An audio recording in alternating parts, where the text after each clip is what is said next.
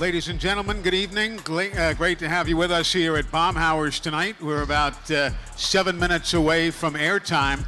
For those of you who might want to purchase a game program for Saturday, they are on sale here at the restaurant tonight. Same price, same program, same everything as you'll be able to get at Bryant Denny on Saturday. It's in the back corner over there to my left, your right, wherever you might be situated. But if you do want to pick up a game program, they are available here for you. Official program, just like you'll get on Saturday at the stadium.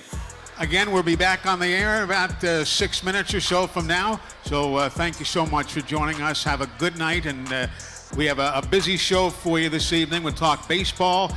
We've got our athletic director coming. We've got Tom Hart from SEC Network. And, of course, Coach Saban. So all of that coming your way shortly.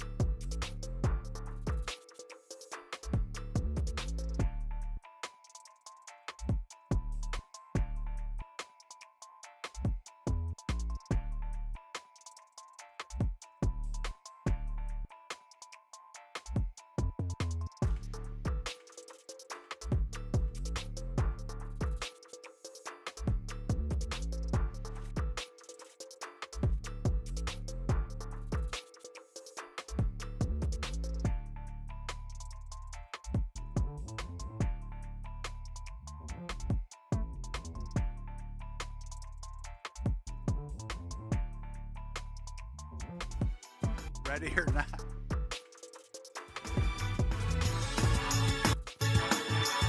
Speed time.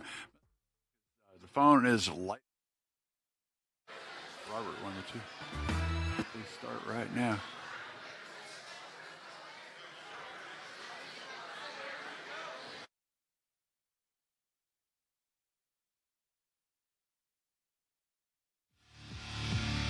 Roll Tide. It's time for Hey Coach and the Nick Saban Show on the Crimson Tide Sports Network from Learfield. He is so wide open, it's unbelievable. Touchdown, Alabama! Hey Coach and the Nick Saban Show are presented by Alfa Insurance. Protect your car's home, life, and business with Alfa. Get a quote or find a local agent at alfainsurance.com. Also brought to you by Toyota. Visit your local Toyota dealership today. Toyota, let's go places. Golden Flake, the official potato chip of the Alabama Crimson Tide. Yellow Hammer Brewing, Alabama's finest craft brewery. Everwood, the official treated lumber of Alabama athletics. And by Ford. For great offers on F-150, see your local Ford dealer. Proud sponsor of the Crimson Tide. Throws far side. Intercepted Alabama. Now, here's Eli Goals. Good evening, everybody. Welcome to Baumhauer's Victory Grill here in Tuscaloosa. And great to have you along for another edition of Hey Coach and the Nick Saban Show. A busy, busy program and a busy sports night tonight. If you're out and about here in Tuscaloosa this evening, the 5th-ranked Alabama soccer team is going to be hosting the Miami Hurricanes this evening. Bama now 4-0 on the year. The Hurricanes 1-2, and they'll be starting that match in just about 29 minutes from right now. So if you're out and about, can't make it here to the show, you might want to swing on by the Alabama Soccer Stadium and check out the Crimson Tide and the Miami Hurricanes. Here tonight, we've got a busy program for you. We're going to talk baseball. Rob Vaughn, the new head coach of the Crimson Tide, and Alabama, they're going to be along. Our athletic director, Greg Byrne, will be here in about 15 minutes. Tom Hart from ESPN will be joining us. And then, of course, at the top of the hour, head coach Nick Saban. If you'd like to be part of the program, it's very simple. You can call toll-free 877-202-BAMA. 877-202-BAMA. That is the Yellow Hammer Brewing Company hotline. Same number we've had for years, 877-202-BAMA. Our show is brought to you in part by Alfa Insurance. Hey Coach, and Alfa, a long-time association here on the Crimson Tide Sports Network. And you know, we mentioned there's soccer tonight. There's all sorts of other activities getting going here on campus. And the best way to keep up with everything Alabama is with the Alabama Crimson Tide mobile app presented by Cadence Bank. It's available at the App Store and Google Play. Download the Alabama Crimson Tide mobile app now. It is absolutely free. You're listening to Hey Coach, live from Baumhauer's Victory Grill. This is the official watch party location of the Crimson Tide, and we are live on the Crimson Tide Sports Network from Learfield.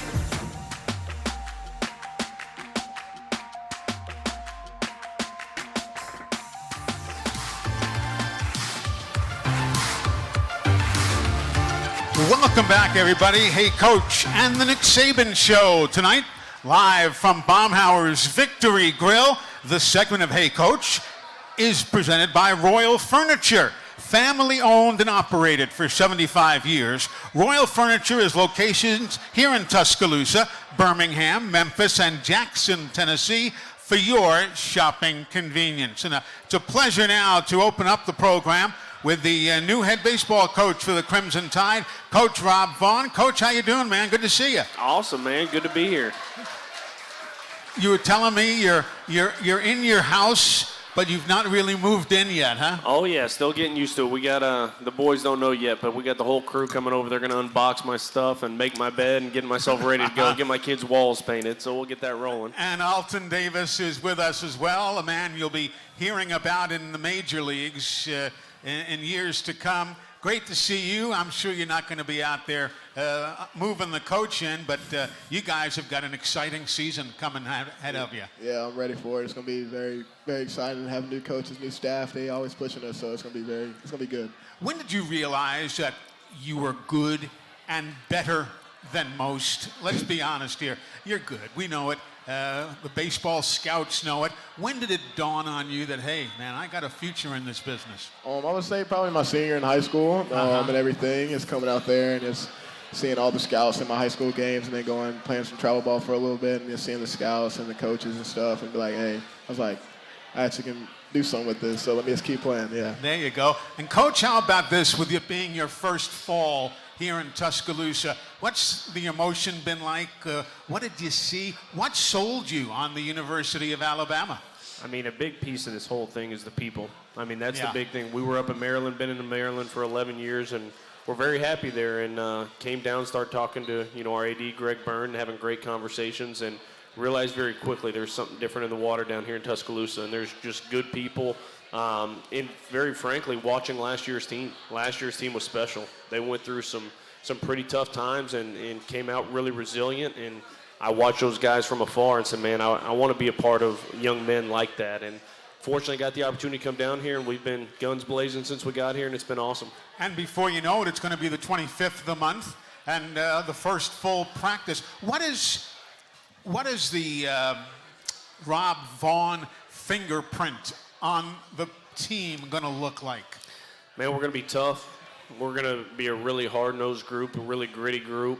That just plays the game the right way. I've watched the way coaches have done this down here at Alabama for a really long time, and you see discipline, you see hard work, you see grit, you see everything that you want in those kind of programs. And I'm fortunate enough to step into that role here, and we're excited to get started. It's a special group of young men. We've been going for 3 days now, and it's a special group of kids. They work hard, and it's going to be a fun ride. And I personally was happy to see JJ be retained. And Alton, you're shaking your head in agreement as well.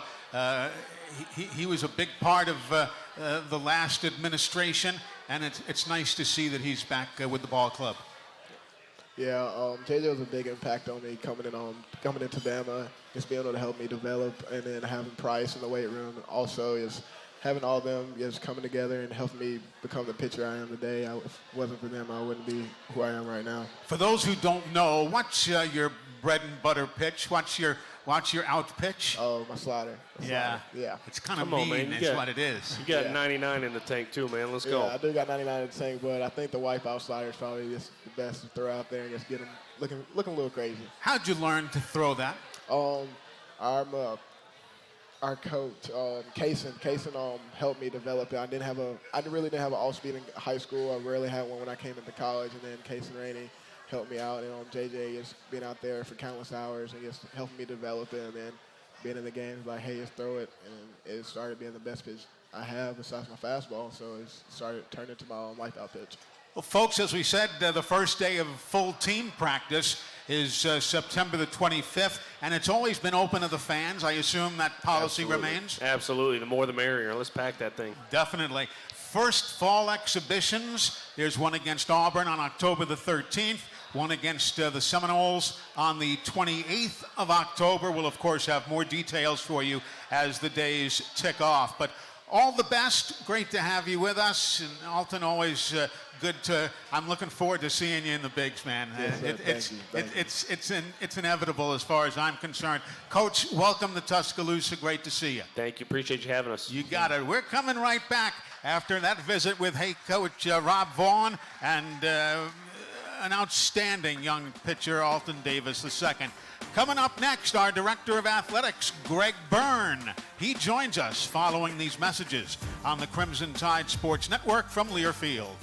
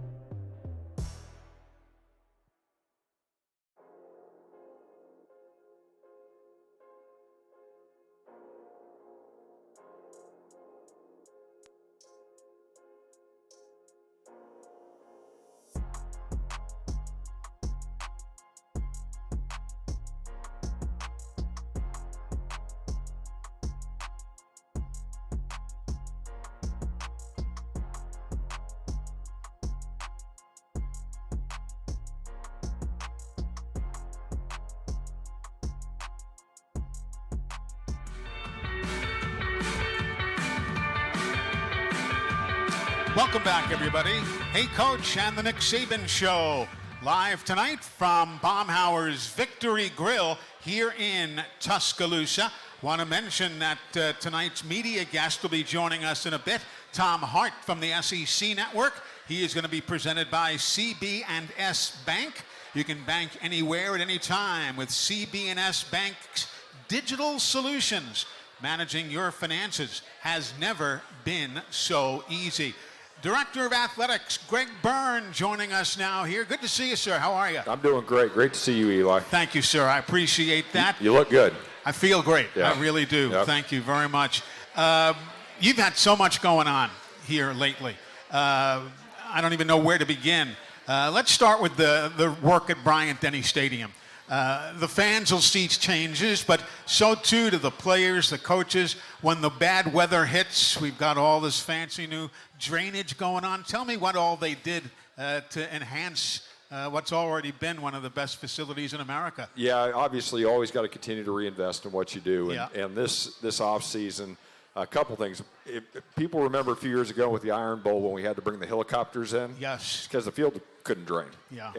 And so we fixed that. It was a multi-million-dollar enhancement to the field. I got to go see how the whole system works just the other day. And unless we have a hurricane, I think right here, the field should drain without a problem now going forward, which is great. And we put the turf perimeter, artificial surface Right. perimeter around that, so that'll look good 365 days a year.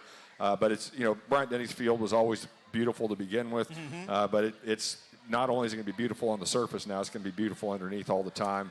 We also are, continue to work on concessions. One of the things for Bryant-Denny, there's so many good things about it, but there are parts about it that are pretty, they're aged. Yes. And so concessions, restrooms, and so we're trying to do some investment there. And what we were trying to do is, opportunities to increase the speed of service and convenience for our fans. We did lower prices on a few items, some of the saw that, staples, yes. hot dogs, fountain drinks, and also bottled water. And I also want to mention for all the fans who are listening, don't forget to bring your empty water bottle because we'll have water monsters throughout the stadium so people can have access to that, especially for some of our early games when it's a little warmer. So we've redesigned 5 of our high volume stands to grab and go markets, and they'll be able to do the self-checkout kiosks in several areas throughout the stadium as well. And because we started adding beer last year, and that actually went pretty well. In some of our high volume areas, we've done beverage focused areas for those who only want to grab a drink versus grabbing food as well. So we're hoping that will help from an efficiency standpoint. How about the security, the perimeter that was instituted last year and so on? What did you learn, and what, if any, changes have been instituted this year? Well, anytime there's a major change of how people ingress or egress, there's growing pains once you do it with everybody there. But people got used to just being able to go to any of the perimeter areas and enter, and then going to the gate. And when at the perimeter areas, they go through security at that point. But that's been a big help. It's been from an efficiency standpoint.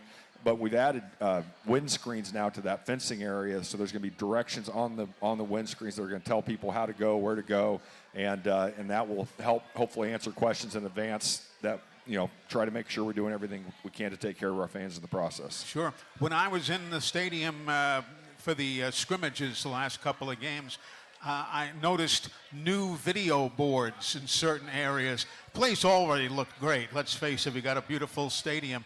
But I saw new ribbon strings behind the goalposts and so on. Nice change there. Yeah, it is. We're excited with our new agreement with Learfield. We added a couple video screens that have some promotional opportunities inside the stadium. And so people will notice that in the north end zone, there's 2 of them inside the pads. So the pads will obviously be the first thing that anybody will impact. Yeah. Yep, absolutely. And then in the south end zone above the tunnel that goes into there. So just an opportunity to have some promotional things. We think it's a nice addition.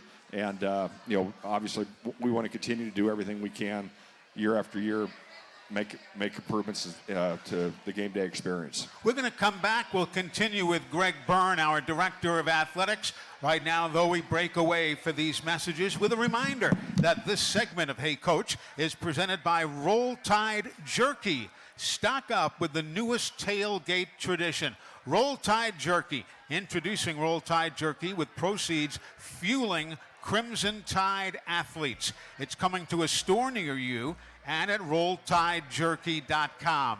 Roll Tide Jerky, where passion and protein collide. Back in a moment on the Crimson Tide Sports Network from Learfield.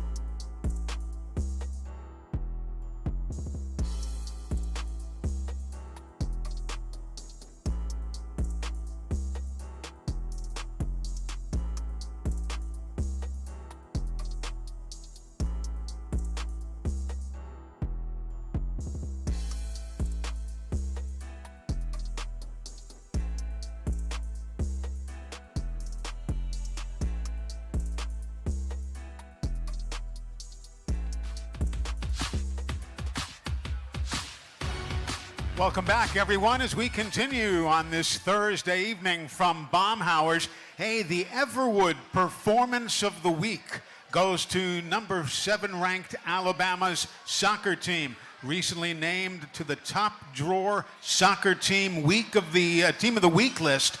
And everybody is so very, very proud. They've got the win over DePaul, the win over UAB. They've got the season going tonight. They'll start in about 8 minutes from right now against Miami. Of course, it's a great, it was nice watching it grow last year and now continue right out of the box. And that's where you get veteran coaching paying off in this case. Yeah, just the job that Wes Hart's done with our soccer program is awesome. I remember probably 6-7 years ago, early on, there'd probably be 50 of us at a soccer game at times. Mm-hmm. And then to see the team go to the College Cup last year and the game that we played and hosted at home to have that opportunity, and we had to turn people away. It was just so much fun. And, you know, there was a lot of comment last night about that volleyball game at Nebraska. Yes. And, my dad was the AD at Nebraska in the 90s and actually hired Coach Cook as the coach there as the volleyball coach when he was there. So it's exciting to see him have that success. But, you know, that's fun to see the positive impact on college sports, but on women's sports in particular. To see that kind of support there, and our fan base is just the same way. I tell recruits all the time, we lead the country in softball attendance, and last year those soccer crowds were incredible. So sure. That's the wonderful thing about the Alabama Crimson Tide fan base. Whatever we do, if we give our folks something to be excited about, they're there and they're supporting. No doubt about it. Hey, listen, earlier today, my wife was working with her telephone, downloading her tickets for Saturday, and I want to make sure everybody does the same thing. Download your mobile ticket to your digital wallet on your telephone. Do it before you get to the stadium on Saturday. It's going to make everybody's life a whole lot easier. 100%, because obviously when you get everybody close to the stadium, and if everybody's trying to get on their phone at the same time, it makes it very challenging. Yes. And the app actually got updated this last week, so everybody that is using the app, you got to make sure you go and update that before you come to the game. And all you do is, if you get prompted when you log in, you go to the welcome screen and you choose continue as guest to quickly manage your tickets. We actually did. My email went out, the Byrne notice today. Right. And we've got specific directions in there to have everybody walk through there. So that's available. It's on our website, too. So we want to make sure everybody does that well in advance of the game on Saturday. How has that been received by, I don't care who you are, when you're used to doing it one way forever? How has the change been received to electronic? It's like everything else, Eli. I've always said on my headstone, when I pass away, I'm going to say people are all for progress and change as long as it doesn't inconvenience them, right? Mm-hmm, yeah. And there's a lot of positives with the electronic tickets. I know a lot of people like to collect the tickets, and you can actually still call our ticket office, and there is a souvenir ticket ability to purchase the season tickets from the year before if you want to keep them as a souvenir. But the ease of transfer, the ability to not have duplicates made, right, which happens when you have a big game like, obviously every game is big and we're focused on this weekend, but there's a lot of attention for the weekend after. Sure. There's going to be pressure in the marketplace to try to, there's people that unfortunately have duplicated tickets in the past. That makes it a lot tougher when you're doing it all electronically. And so that's, and people have really adjusted and done a great job with it, just like we figured they would. It just takes a little bit of time. Well, listen, always great to have you on, and there's so much going on at the University of Alabama, and it's exciting times. It's always an exciting time here at the Capstone. Yes, sir. Good to see you, Eli. Good to see you, Greg. Roll Tide. Take care. Roll Tide. Our Director of Athletics, Greg Byrne, joining us here at Baumhauer's. When we come back, we'll be joined by Tom Hart from the SEC Network, and then at the top of the hour, Coach Nick Saban, right here on the Crimson Tide Sports Network from Learfield.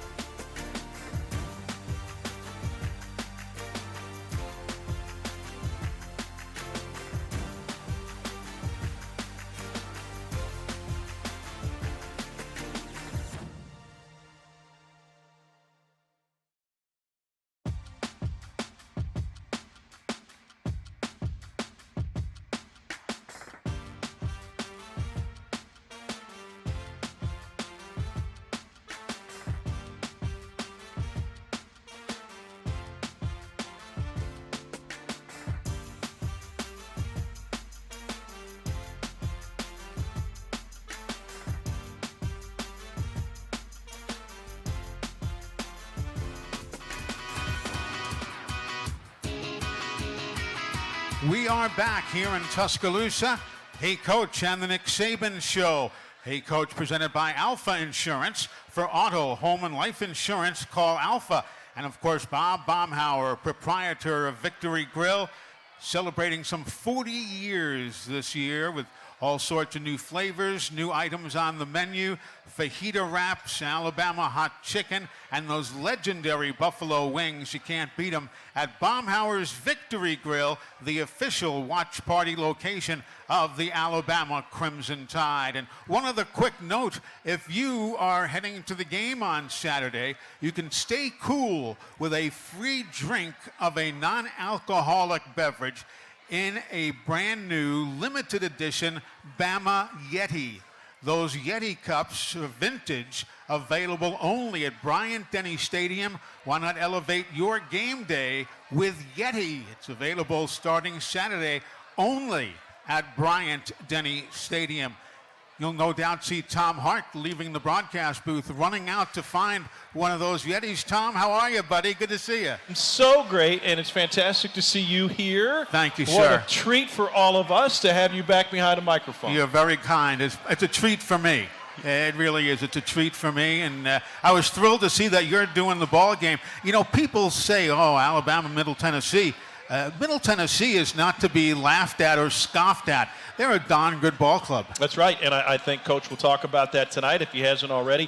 You know, I went back. I usually pick one or two games from the previous season, especially when they're playing early in the year, to go back and watch. Right. And I pulled up the Miami game from last year. Miami, at the time, by the way, was a top 25 team. Mm-hmm. And Middle Tennessee came in there, and they jumped up 10-0, just like that. They got a couple of interceptions and a fumble return, and next thing you know, they got their first ever top 25 win. And it wasn't just happenstance. I mean, they dominated that game from start to finish. They never trailed, and they used the same formula that they're going to try to use this season, which is a high-powered offense to take deep shots and a very aggressive defense. So they're going to send the house numerous times. Exactly. We'll hear more from Tom this evening. He and I will be joined by Coach Nick Saban here in just a moment or so. Hey, folks, a quick reminder. Get game ready and enter to win 2 tickets to the Bama-Arkansas game on October the 14th. Plus, you can win $250 worth of gear from Alumni Hall. Go to the Contest Central location on RollTide.com to register to win, or stop by Alumni Hall or AlumniHall.com for more information. Alumni Hall in Midtown Village, your ultimate Crimson Tide shopping experience. The Coach is next on the Crimson Tide Sports Network from Learfield.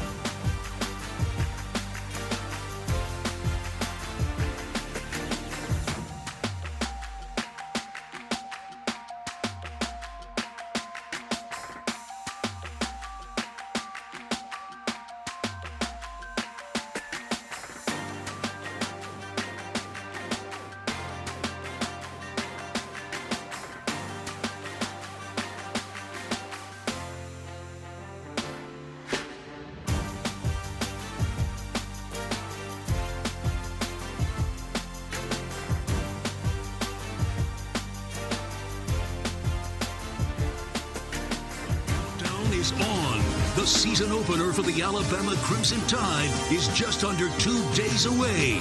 Old names, new names, players and coaches, all with high hopes for a year of unprecedented successes. The man who runs the show is the greatest of all time, and he joins us to take your calls on tonight's August 31st edition of the Nick Saban Show. Here we go! Hey everybody, Alabama coach Nick Saban here. This is the Nick Saban Show. Roll Tide. Live from Baumhauer's Victory Grill in Tuscaloosa. All right, blow the horn, let's go. Presented by Alfa Insurance. For auto, home, and life insurance, call Alfa. Welcome back, everybody. Hey, Coach, on the Nick Saban Show, live here in Tuscaloosa, presented by Alfa Insurance. Coach Nick Saban, great to see you, sir, and welcome to another season. Well, thank you, Eli, but it's good to have you back, and I think everybody should show their appreciation. And thank you. You're very kind, sir.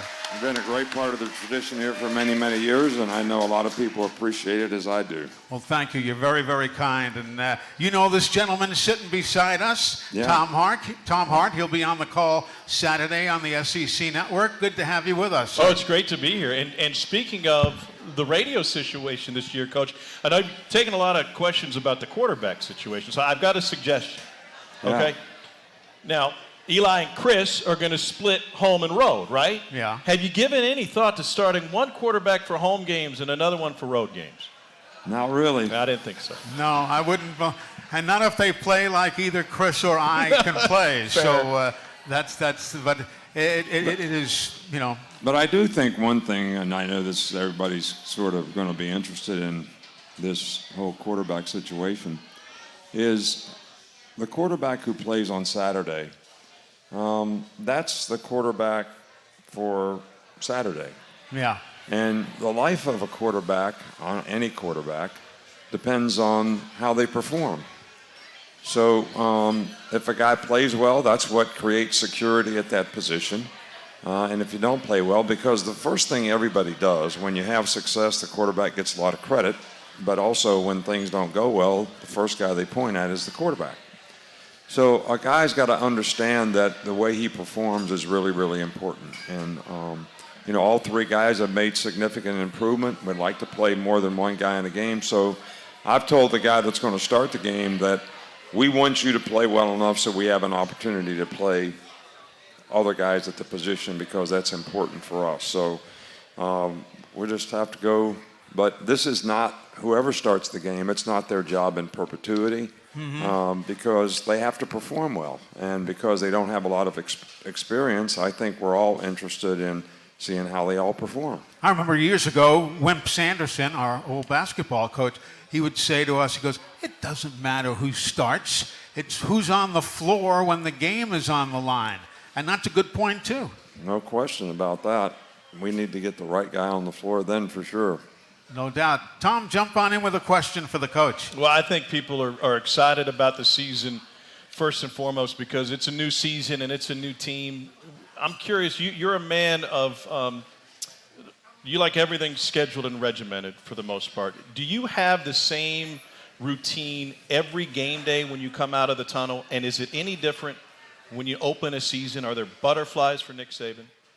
Well, absolutely. I think for every game, I think, you know, a certain amount of anxiety, whether you're a competitor, is probably a good thing. You don't want to be too anxious. But I think the better you prepare for a game, the more prepared you are, the less anxiety you have. Because if you're well prepared, you have confidence, and you're going to know that you can go out there and perform well. So you're not going to be as anxious about it because you know you're well prepared. Because you're going to get exposed on Saturday, one way or the other. If you didn't prepare very well, you know, you're probably not going to play very well, and you're probably going to get exposed. If you prepared well and play well, then that's probably not going to happen. And I think a lot of guys really want to win. They really want to be good, but they don't necessarily want to do all the things they need to do to win.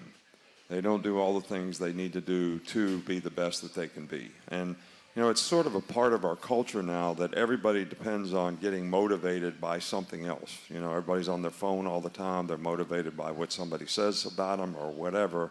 But if you really want to elevate your game, you got to be motivated for yourself, from within yourself. You got to want to be good, and you want to do whatever you have to do to be good. It's not, if somebody else is wanting you to do something more important than you wanting to do it, and if that's the case, you probably got problems. So, we always talk about motivation, but how about talking about elevation? Mm-hmm. That's the Tim Grover guy that spoke to our team, which was Michael Jordan's trainer, who was, had significant comments on The Last Dance, and people would know him from that. But, that's really what he talked about. Do you need somebody to motivate you, or do you elevate your own game? And he actually told a story about Michael Jordan that he showed him, because he was his trainer, this is every practice from the beginning of camp, and this is every game that we play, the whole schedule for the whole season, every practice, every game in the whole NBA season. And he says, I need to know which one of these are most important. Which ones are most important practices, most important games. We're going to play this team on Christmas, and it's a big game. And Michael Jordan looked at the sheet, and he circled the whole thing. He said, they're all important. Yeah.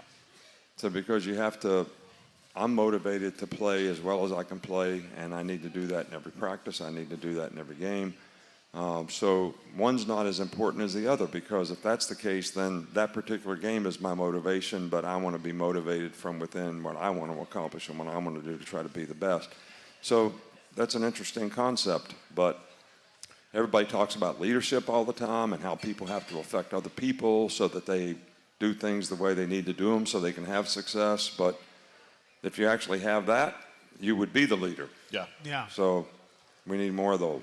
I hear you. Hey, one thing hasn't changed this year. Pee Wee is still our first phone call of the evening. He is going to be sponsored again by Alabama 811 to help prevent injuries, outages, and loss of life. Call 811 or visit alabama811.com before you dig. It's free, it's simple, and it's the law. Pee Wee, how are things in Grand Bay, Alabama? Doing well, Eli. How about you, sir? Good, thank you, sir. So what's Coach, up? how are you this evening? I'm doing good, man. How are you? I'm doing well, Coach. Fired up for this weekend. The question I wanted to talk about was some depth. You had made a reference a couple weeks ago about you would like to see some more guys play a little bit better to get better depth in the offensive line. But I wanted to know about the rest of the team as well. How is the depth at all the other positions? Where are we good at? Where maybe we might be a little bit, need some more guys to step up. So, Pee Wee, have you had an epiphany since last season? Because this is the first question you ever asked that wasn't about the offensive line. So is there something happening in your life or what? No, it's just, it is about them as well. But, the rest of the team, because, we just to make sure we got good depth everywhere is all I'm asking. Yeah, well, this is the way of the world now, all right? And everybody needs to probably get used to this, because I think everybody's probably got some issues along these lines. What the portal has created, like, we don't lose our best players, but we lose our guys that were the best backup players at a lot of positions who may not start this year, maybe they'd start next year, and they want to go someplace else and start this year. So now what happens to the depth at that position? Now you got a younger player who needs to step up and play maybe before he's ready, or maybe before he's had a chance to develop the way you'd like for him to develop. So I think that's just in general something that as coaches, as fans, we all have to sort of deal with, because I think the culture of what we're dealing with now in college football sort of creates that to some degree. Now, the good news about that is if you don't have a very good team, you probably can get better faster because you have another resource to be able to get these kind of players. But if you have a really good team, it's harder to maintain the depth on the team because you're going to have more good players, and they're all not going to be playing. So some of them are going to choose to go someplace else. So the young players that you recruit have to do a really, really good job. So to answer your question, I think the offensive line, I'm going to start with that because I know that's what you're most interested in, is really made a lot of improvement. We've got more power at tackle. The inside three guys have experience. So and the young players that we have at that position are coming along, so we're developing depth. So, but we only have like 13 offensive linemen on scholarship. Most of the time you have 18. Well, we had 5 guys leave at that position, so it's hard to replace them all. But I do think, we've developed 3 or 4 guys that can play tackle. We got maybe 5 guys that can play inside. So tight ends, a lot better than in the past in terms of depth and quality at that position. Receivers, we got plenty of depth. Running back, we got plenty of depth. Defense, not so much at linebacker, not so much in the secondary because we lost a lot of players at those positions. So we're trying to develop players quickly to add depth at those positions. Defensive line, we do have some good young players that are coming along. So I kind of hit it all. What else you want to talk about? Well, I think that about covered it, Coach, and I appreciate it, sir. All right. Thanks, Pee. Have a good one, man. Good talking to you again. Yeah, good to hear from you. Tom, why don't you jump on in again? Yeah, Coach, I'm curious. Obviously, a lot of talk in the offseason. You bring in new coordinators on both sides of the ball, one you've worked with before, one that you haven't. Talking with your offensive coordinators specifically over the years, they've all mentioned that, it's my job to acclimate to this program, not the other way around. It's my job to make my terminology what these kids know, not what I know. So how much freedom do you give a new coordinator or position coach even in that regard when they come in and they have other experience to lean on what they know versus what this program has built?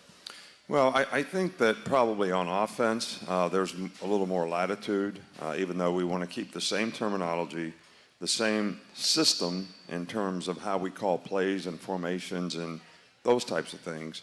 But there's always room to implement new ideas in terms of things that you do on offense, not to change the system, but maybe to change some of the plays that you run and some of the things that feature the players that you have.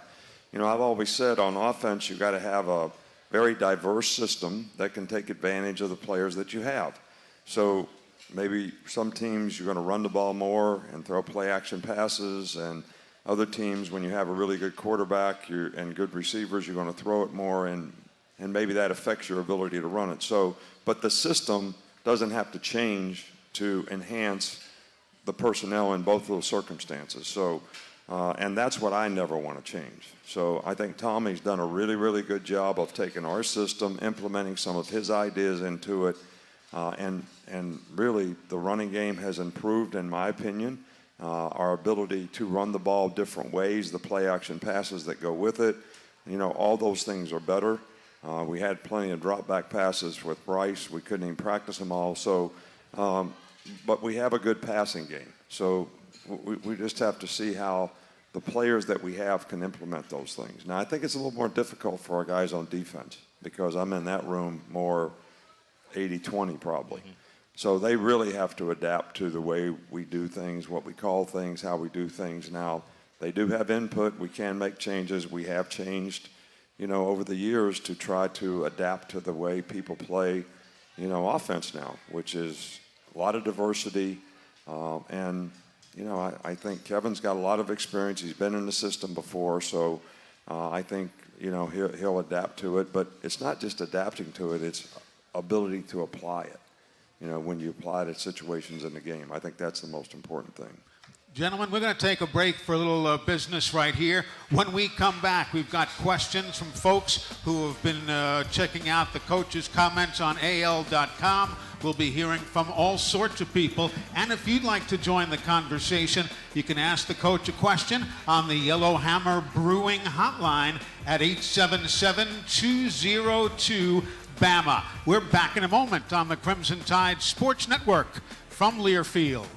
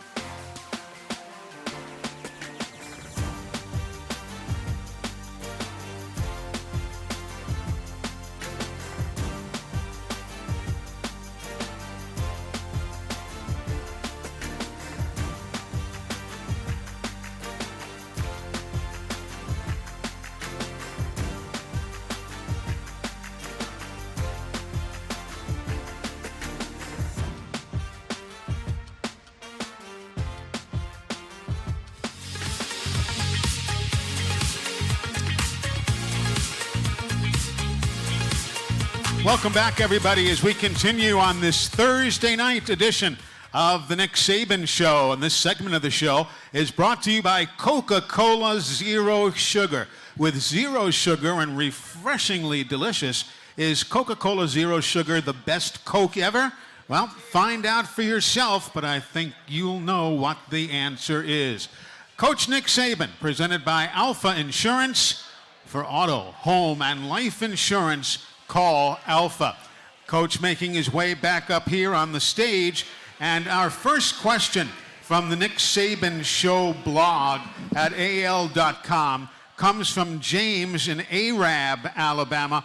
Coach, he says, I'm curious, how will the new running clock rule affect games this season? Thank you, and roll tide. And, of course, he's referring to the clock not stopping after first downs. Well, I would say that it'll have absolutely no effect. I think people probably watch NFL games, and the clock does stop on a first down, and most people don't even know that. Right. And I do think that there could be some strategic situations at end of game where you can't call back-to-back timeouts. Let's say you call timeout because you need to stop the clock. They got 20 guys in the huddle on offense on the other side of the field. They run out on the field. You got the wrong personnel on the field on defense, and you can't call timeout again. Yeah. That was the issue for us at LSU in overtime, this year. You only have one timeout. So it would be a similar situation, even though it wasn't overtime or wouldn't be in overtime, where, they had their personnel on the field. We put our personnel on the field, and a player did not come out. So we had 12 guys on the field. So I had to call timeout to get the guy off the field.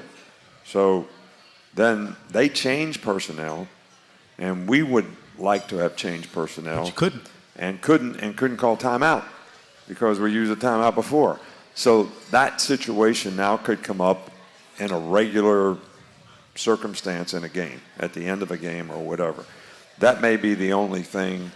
You can only freeze the kicker one time if you need to freeze the kicker. I mean, that probably strategically could have a greater impact on the game than the clock stopping on first down. But I do think that people should notice how many plays got played in the game. So when we start playing 88, 93, plays in a game, that's a lot of plays for players to play. And it's actually probably about 10 to 12 plays more than an NFL player would play in a game. Right. Because of the way the rules are in terms of how the clock stops and all that type of thing. So I do think some of these things are good for player safety because hopefully it'll shorten the game to some degree so we don't play quite so many plays. Gotcha. Coach, we have a visitor here at Baumhauer's Victory Grill with a question for you. Good evening, ma'am. Hello. Coach, if you could meet one person, dead or alive, who would it be? Wow. Boy. Great question. Great question. Man, I tell you what, I can't just think of one person. There are like a lot of people. And I think maybe to answer it in a general way, people who were really, really successful and like over and above everybody else, like in the music industry, if you just take like Elvis Presley or Michael Jackson or somebody like that. And I just like to talk to them about what made you, how were you special? What made you that way? And it would be the same thing if you picked the best president of the United States. And I would want to say, what made you, what part of your character, what part of who you were as a person and how you thought about other people made you such a great leader? So I think rather than saying a specific person, I think it would be more along those lines. If you could just categorically say, just like I love, like I mentioned, Tim Grover. Michael Jordan has talked to the team before, so did Kobe Bryant. Those guys were great at the game. And you could make an argument, maybe the greatest that ever played. Some people would put LeBron James in that category too, which he probably deserves to be. But I love talking to those kind of people. So anybody that was that successful that you never got an opportunity to meet, those are the kind of people I'd be interested in talking to. Even if it was somebody that was back in the Roman Empire days and was a great emperor, I'd love to be able to talk to him and find out what made Marcus Aurelius a great leader. And how can that help you get a football team to win? I mean, there's always a way to turn that around and learn from it. They got a pretty big stadium over there. That Coliseum's not bad. I've been trying to do that for a while. Yeah, we went to the Coliseum, actually. Yeah, on your trip. Yeah, so pretty amazing that they could build something back in those days. Isn't that the truth? Yeah. When you stop and take a look at it. I'm curious, just to swing it back to football for a second. We were asked about the rules changes earlier. You mentioned it might take 7 or 8 plays out of an average game, which is good. Is there anything that you would propose from a rules change standpoint that you think is important as the game continues to evolve? No, there was a time when I thought the 2 rule changes that we made that sort of changed college football in a more so than any other thing that could happen. That was catch the ball behind the line of scrimmage and block downfield. And blocking downfield was 1 yard, now it's 3.5 yards. So those two things created RPOs, and it created all these passes where they actually let you be 1 yard downfield. So you got all these zone read slider plays where the guy goes out in the flat. So it's option football now. It's somebody has the quarterback. If he pulls the ball, somebody's got to take the street. Now these guys have double streets. So you got a guy running a diagonal takeoff and this guy coming across and the back going over here. So, but all those things were created because you could catch the ball downfield and still block. Yeah. So, and RPOs, you could block downfield on a running play and still throw the ball. Yeah. So those took you talk about play action passes, that's more than a play action pass. That's a running play that becomes a pass, which is totally different. And it's rare to see something new in football. There was and when that first all started to happen, I was like, man, I don't know if this is good for the game. But it does make the game more exciting. It does make more explosive plays. I think it's better for the fans. It's more difficult to coach defense, no doubt. All right, but I think that's all probably good. The only other thing that I don't buy into is I don't mind no huddle offense. I think that's great. But I think when the pace of play becomes, you can go so fast, like some of these teams do. They snap the ball in 7 seconds. You can't even get the play called on defense, and you can't substitute unless they substitute. That creates tremendous advantages for the offense as well. And I think there's something to be said for when do you put a player in harm's way when he plays 10 or 12 plays in a row and you're playing at that pace. And it's hard to condition guys to do that. And everybody would say, well, the offensive players do it. Yeah, well, the teams that do that, the offensive line never goes more than 5 yards. The defensive players have to run all the way to the ball every time. So there are some differences in, how that affects different positions. Will we see some of that from middle Saturday night tempo? Yeah, they do tempo, and I don't know how much they'll do it against us, but they do it, and it's a way of the world now. But the ability not to substitute, I think that if you could even substitute on a first down or something, where you could get a player out of the game, might be something that would be a good thing for player safety. Yeah. Coach, let's go to Loosedale, Mississippi. Micah is on the phone with a question. Good evening, sir. Welcome in. Hey, Eli. How are you? Good. Thank you, sir. We sure have missed you. It's good to have you back. Well, thank you. It's great to be back. Yeah. Hey, Coach. How are you doing tonight? I'm doing great, man. How are you? Doing great. I can't wait to be in the stadium Saturday night to watch the guys play. I have a question about Will Reichard. We saw him declare for the draft earlier this year, and then he decided to come back to play for the team. How do you feel about him coming back and playing for the Crimson Tide for another season? Well, I think it's great for us. You know, Will's a great kicker. He's a great person. He's been a real leader on the team. He really impacts and helps the development of the other specialists on our team. He's got great maturity. But I think, you know, this is one of those things where the one thing that players in college, and I think it's all sports, not just football, is if you're a marginal NFL prospect, and I think Will could be a great kicker in the NFL, but if there's one part of your game, like in his case, if he needs to kick off a little better or something, and I'm not saying he does, I'm just saying if there's one thing that he needs to work on, well, you can make some money now staying in college because of name, image, and likeness, and you don't have to say, I'm going to jump in the NFL and I'm going to just stay here and work on the things that I need to work on so I got a better chance to make it at the next level and maybe prolong my career as a player, because you can use your college career to do that now, where before you couldn't do that. So I think that's a positive thing for players. You know, guys can stay in school now and the quality of life is better, so they don't really need to jump in the NFL unless they're really anxious to. And if a guy thinks he can enhance his development and have a better chance to make it next year by staying in school and improving in some area, they can do it without, you know, affecting the quality of life much. Sure. We're going to come back, gentlemen. We've got a lot more to talk about here this evening. This is Hey Coach and the Nick Saban Show, presented by Alfa Insurance. We're back with more in just a moment on the Crimson Tide Sports Network from Learfield. Break 7 is 2 minutes.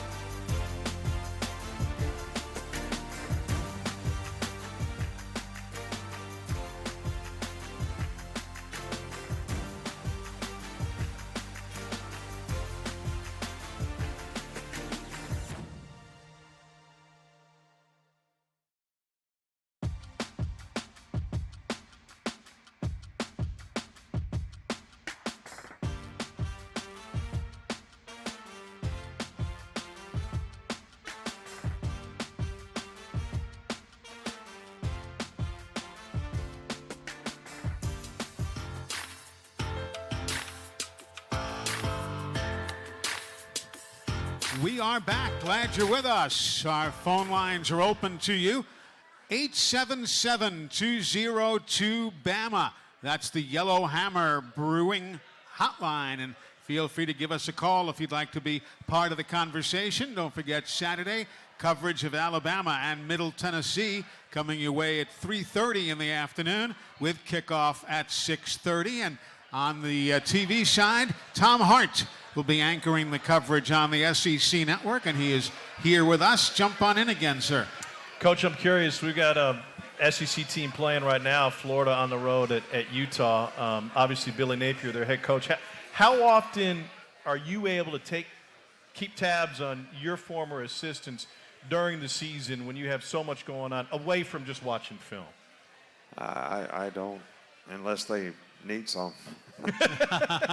They usually call. Yeah. But if they have a question about something or whatever. But for the most part, look, it's everything you can do to really stay focused on trying to do what you need to do to try to help the guys on your team be the best version of themselves, whether it's personally, academically, or athletically. And we got a lot of people in our organization who contributes to that. We have a great team of people who do it.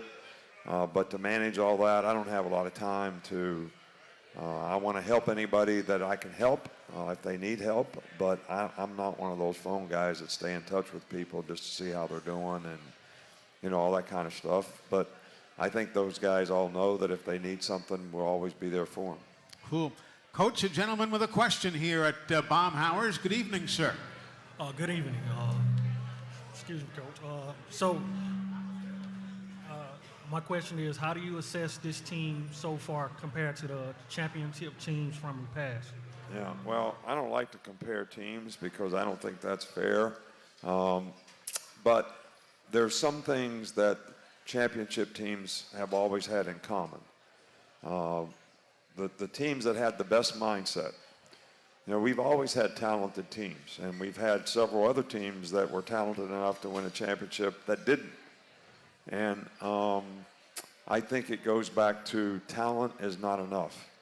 You got to have the right mindset to go with it.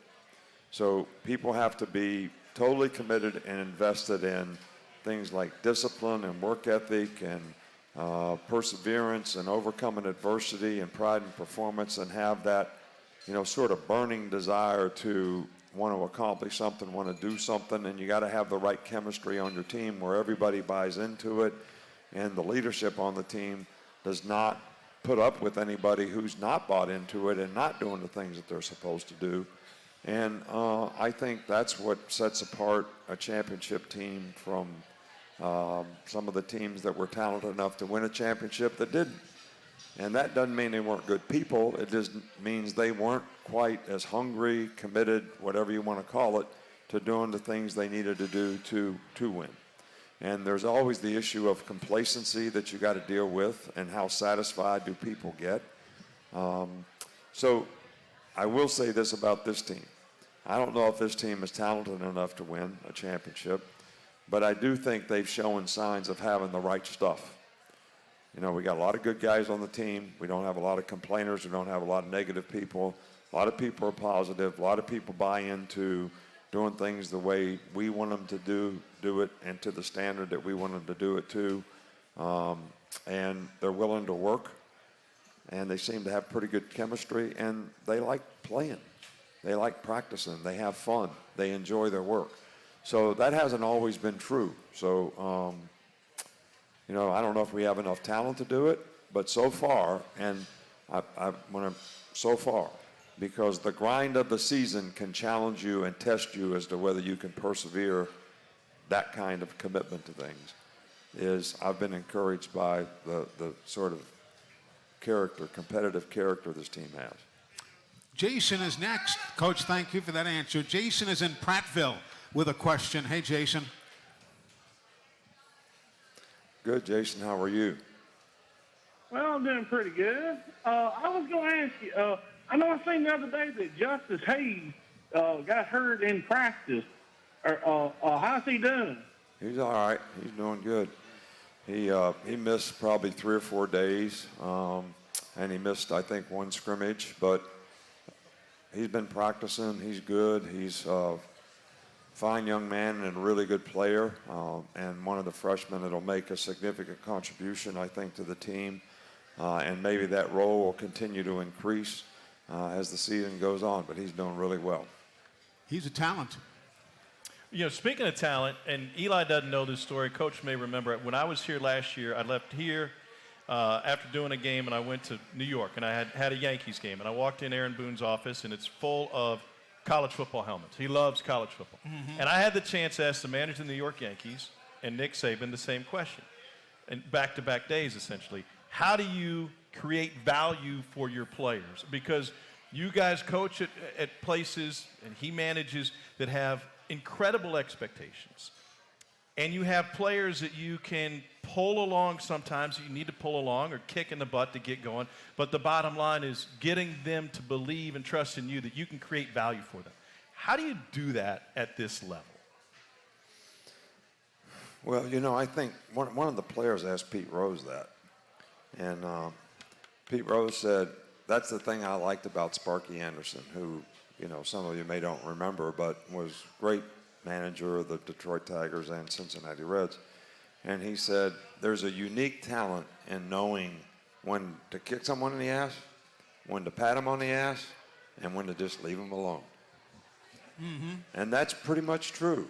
You got all different kind of people on your team. You got obsessive compulsive guys that are trying so hard and want to be perfect and want to do everything right. And when you get on those kind of guys, you're doing nothing but probably driving them in the dirt. And then you got other guys that, they're not self-motivated. They want to please you, but you got to get on them a little bit sometimes. And then other guys, they need a lot of attention. You got to tell them when they do well. They respond well when you let them know that they're doing a good job. So I think there's something to that. But I think the most important thing is you don't get affected by external circumstances. In other words, you say there's a lot of pressure, but pressure comes from within you. So you put pressure on yourself. You can put pressure on yourself if I was coaching at Kent State where I played, or I can put pressure on myself at University of Alabama. But the external factors, which don't exist a lot at Kent State, but they exist tremendously at Alabama because of expectations and traditions and all that. And I really wouldn't want to coach in some place that doesn't have those things. So that's not all bad. But at the same time, you can't be affected by that. You can't become outcome-oriented and worry about, oh, man, if we don't win the game, what's going to happen? And stay focused on what do we need to do to win the game? How do we need to practice today? What do we need to do? Who do we need to develop and improve? And if you can stay focused on those things, then you get the team to play as well as they're capable of playing. Then I think that's my job, not just to win. All right, get them to be good people who do the right things, who play as well as they're capable of playing. And whether you have to motivate them to do it, kick them in the butt to do it, pat them on the butt to do it, or just leave them alone, all right, are all things that I think are helpful in helping you develop that. And when you get to that point, if you can get to that point, and you got talent, and they got the right culture, and they've got the right chemistry, you're going to have a chance to win. It's a good point. We have another question kind of in the same general genre here. Alan in Cookeville, Tennessee, reading your blog on AL.com. He said, I personally am excited about our linebackers this year. He said, can you briefly discuss the development of the new guys in the rotation for this fall? They're all new. Yeah. You're talking about inside backers, they're all new. Yeah. So he was just looking for a general overview. Yeah, well, Trez Marshall has been a good addition for us. He's got a lot of maturity. He's got some experience. But getting Devontae Lawson back, who was hurt quite a bit, played some last year, is really a good player, smart player, good signal caller, good leader on the field. The young guys, Jihad Campbell has shown promise. He had to get his knee scoped about a week or 10 days ago, so he'll probably be doubtful for this game, possible for this game, but probably be able to play in the next game. Those guys are the three inside guys, and of course, Dallas and Braswell. Those guys are really good players at outside backer. They're good pass rushers. They're explosive players. They played a lot, so they're really, really good, and we got to keep developing guys behind them. We're coming right back. More from the coach. We've got a final thought or two here shortly. We'll also get another question or two in from our media guest, Tom Hart, from the SEC Network. But right now, we break for these messages on the Crimson Tide Sports Network from Learfield.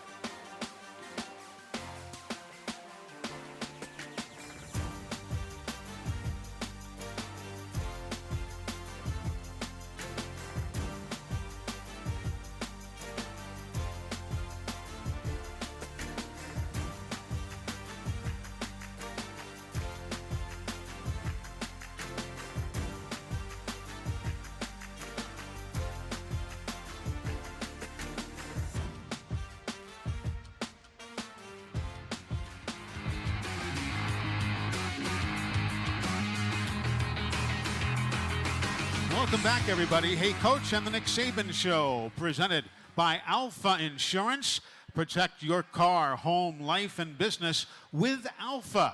Get a quote or find a local agent at alfainsurance.com. Our phone lines are open. If you'd like to join us, 877-202-BAMA. Coach, let's talk briefly about Middle Tennessee. I don't want to get totally engulfed in them, but nevertheless, there are some names on that roster. And Scott Schaefer, their defensive coordinator, who has given some top, Power 5 programs a handful over the years. What makes them difficult? Well, I think, first of all, you mentioned the defensive coordinator. They do a lot of pressure on defense. Mm-hmm. So if you're not really well prepared for blocking all their stunts and pressures up front, they're going to, and they've been a little bit of a big little type defense. They give you a lot of negative plays. They get a lot of turnovers. Excuse me, but Sure. They give up quite a few plays sometimes as well. So I think if you're well prepared and you can block their stunts and their pressures, you can take advantage of some of the things that are available to you. So you got to have a good plan. And you got to go do a good job of executing it. On offense now, they're really, really well coached. They got a good quarterback. They give you fits with a lot of spread formations, a lot of empty, a lot of motions, a lot of adjustments, a lot of formation into the boundary. So this is a very challenging, preparation for the defensive players. So it makes it a good first game. And Yep. I have respect for these guys. I mean, they beat Miami last year pretty handily, actually. And, they beat San Diego State in a bowl game. So these guys are really capable of playing well, and I think, it'll be a good test for us. Well, Coach, it's at that time on the clock which says your final word is up again here this evening. Your final word, as always, presented by Mercedes-Benz. Mercedes-Benz, the vehicles are all electric. The feeling is all Mercedes. Yeah, well, this is what you prepare for all year, as a player. You go through off-season program. You go through spring practice. We've worked all summer long. It's been a really, really difficult camp because we've had some great circumstances to work in and opportunities from the standpoint of the heat and all that type of stuff. So, but this is why you do it all. You do it all so you're well prepared to go out there and play the first game. And I think the biggest, question I ask players is, can your teammates trust you? Can your teammates trust you to go out there and not only be accountable to do your job, but be accountable to them? Because we need 11 people to go out there and do their job on a consistent basis so that we can play winning football at all positions. So the season's here. Now's the time to do it. Now's the time to get ready for it. We're excited about it. I hope the fans are excited about it. I like this team. I like the attitude on this team and the character that they have. And I'm excited about seeing how well they go out and execute and play in the game. And until you play a game, you never know how that's going to go. So give us a good idea of where we are and where we need to go. And I'm excited about having the opportunity to get out there on Saturday night at home in Bryant-Denny Stadium. It's going to be a great time. Coach, great to be with you again, opening up another season on the show, and we'll talk to you throughout the weekend. Thanks, as always, for your time. All right, thank you. Appreciate you. All right. Thanks. And Tom Hart, good to see you, sir. You guys should have a good broadcast on Saturday. I look forward to watching it afterwards and going over the tape myself. Send me your notes, please, and I'll do the same with yours. All right. Great to Sounds see good. you back. Thanks, Tom. Tom Hart from ESPN and the SEC Network. When we come back, we're going to take a look at some final closing thoughts. We've got lots to go yet, so don't you leave us now. Hey, Coach, on the Nick Saban Show, live at Baumhauer's Victory Grill here in Tuscaloosa. And this is the Crimson Tide Sports Network from Learfield.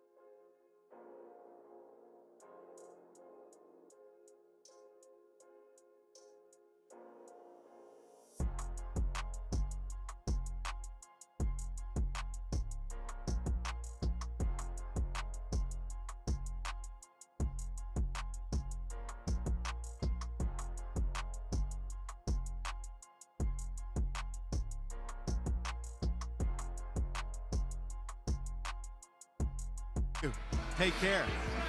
Nice to see you.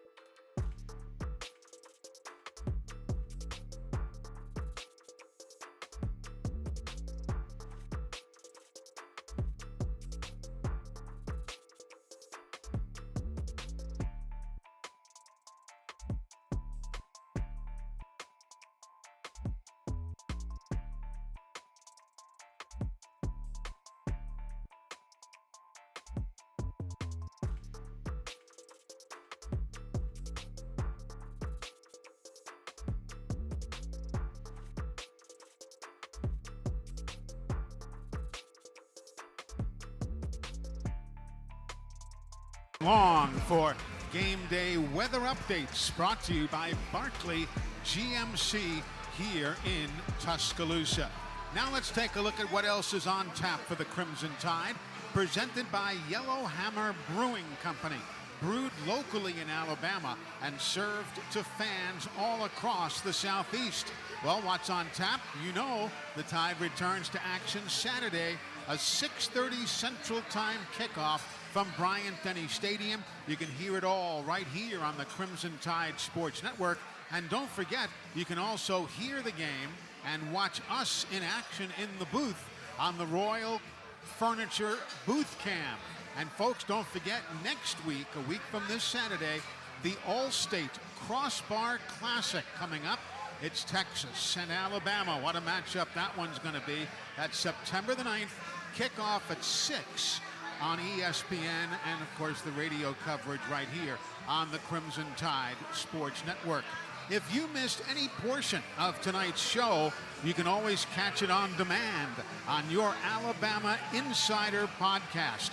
Download, I should say, and subscribe wherever you get your podcasts. And a big thank you to our friends at Christopher Mobley Clothiers, the preferred luxury clothing provider to the Crimson Tide Sports Network. We're all wearing our CTSN gear, compliments of Mobley Clothier, and we thank Christopher and his dad Chris and the whole crew there for taking good care of us. So that's how things, and I thought it was very interesting tonight. The coach mentioned some names, but didn't mention a ton. Obviously, a lot of things still up for grabs, even it's this late getting set for the start of the season.